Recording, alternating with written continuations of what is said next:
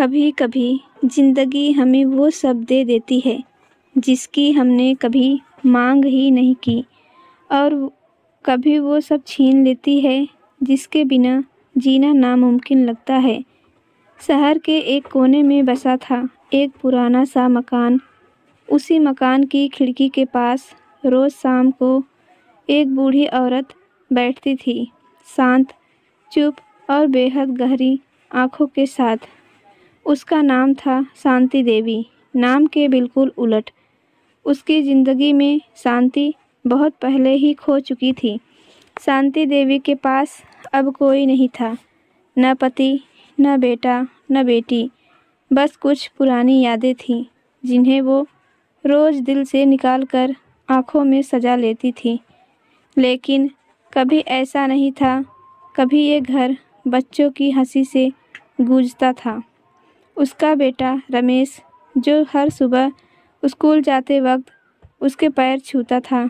उसकी बहू सुनीता, जो छोटी छोटी बातों पर मुस्कुरा देती थी।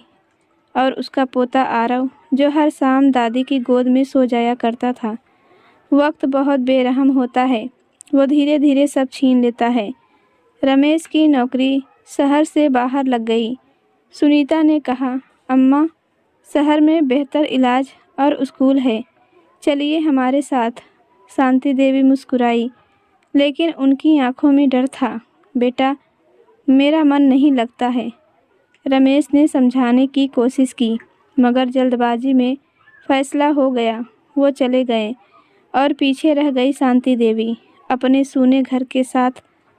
पहले पहले फ़ोन आता रहा, फिर त्योहारों पर, फिर साल में एक बार, और फिर खामोशी। अब शांति देवी का दिन एक ही तरह से बीतता था। सुबह मंदिर, दोपहर में अकेला खाना, शाम को खिड़की से बाहर देखना और रात को पुरानी तस्वीरों से बातें करना। पड़ोस में रहने वाला छोटा लड़का अमन अक्सर उन्हें देखता था। एक दिन उसने पूछ लिया, दादी, आप रोज़ खिड़की से किसे देखती हो? शांति देवी ने हल्की मुस्कान के साथ कहा, बेटा, मैं बीते हुए वक्त को देखती हूँ। अमन को बात समझ नहीं आई, लेकिन वो रोज़ आने लगा। कभी पानी भर देता, कभी दवा ले आता, कभी बस चुपचाप बैठ जाता। शांति देवी को पहली बार लगा कि कोई है जो बिना मतलब के साथ बैठता है। एक रात शांति देवी की तबीयत बिगड़ गई। बुखार तेज़ था, फ़ोन हाथ में था, लेकिन नंबर मिलाने की हिम्मत नहीं। अब क्यों परेशान करूं? उन्होंने खुद से कहा। उसी वक्त अमन की माँ आई। शांति देवी को अस्पताल ले जाया गया।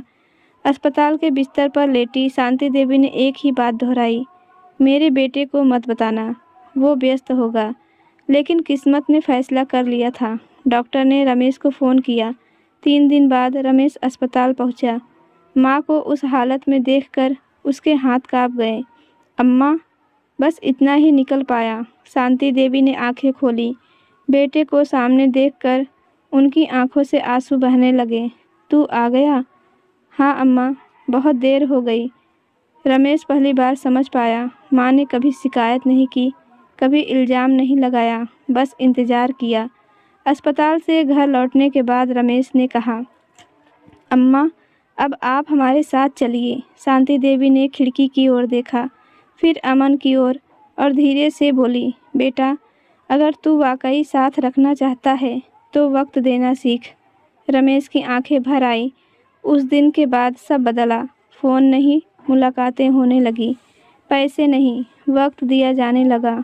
शांति देवी फिर से जीने लगी, और वो खिड़की अब इंतज़ार की नहीं, उम्मीद की जगह बन गई थी।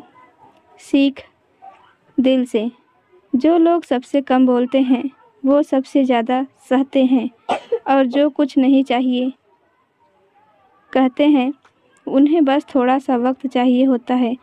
दोस्तों, ये दिल छू लेने वाली कहानी आपको कैसी लगी हमें कमेंट करके ज़रूर बताएं। कहानी अच्छी लगी हो तो लाइक करें, और चैनल पर नए हैं तो चैनल को सब्सक्राइब करना ना भूलें। कहानी सुनने के लिए आपका धन्यवाद।